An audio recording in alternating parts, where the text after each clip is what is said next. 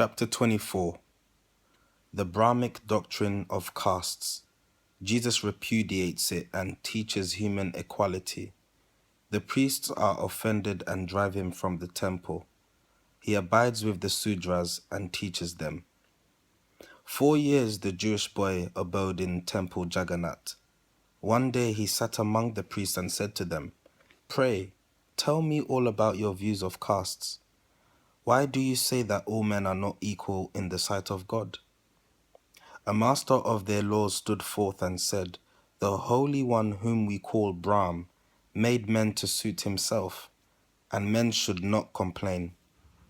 In the beginning days of human life, Brahm spoke, and 4 men stood before his face. Now, from the mouth of Parabrahm, the first man came, and he was white, was like the Brahm himself. A Brahman he was called. And he was high and lifted up. Above all want he stood. He had no need of toil.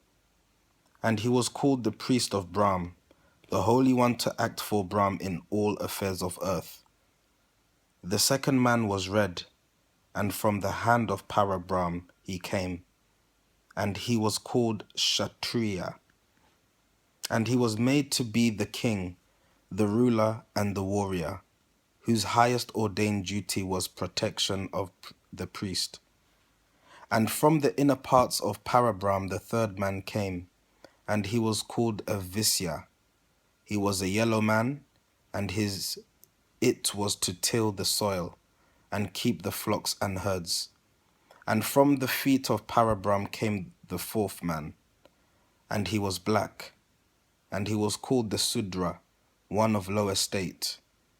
The Sudra is the servant of the race of men. He has no rights that others need respect.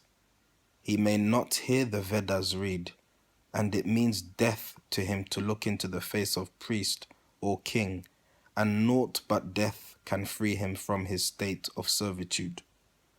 And Jesus said, "Then Parabrahm is not a God of justice and of right, for with his own strong hand he has exalted one and brought another low." And Jesus said no more to them, but looking up to heaven, he said, "My Father God, who was and is and evermore shall be, who holds within thy hands the scales of justice and of right, who in the boundlessness of love has made all men to equal be, the white, the black, the yellow, and the red can look up in thy face and say, 'Our Father God.' Thou Father of the human race, I praise thy name."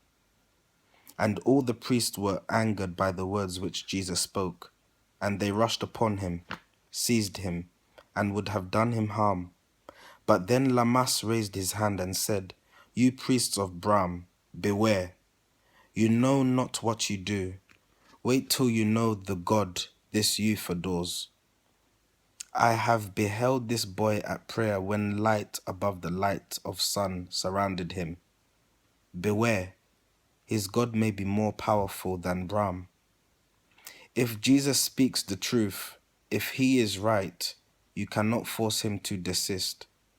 If he is wrong and you are right, his words will come to naught, for right is might, and in the end it will prevail." And then the priests refrained from doing Jesus harm, but one spoke out and said, "Within this holy place has not this reckless youth done violence to Parabrahm? The law is plain. It says, 'He who reviles the name of Brahm shall die.'" Lammas pled for Jesus' life, and then the priest just seized a scourge of cords and drove him from the place. And Jesus went his way and found a shelter with the black and yellow men, the servants and the tillers of the soil. To them he first made known the gospel of equality. He told them of the brotherhood of man, the fatherhood of God.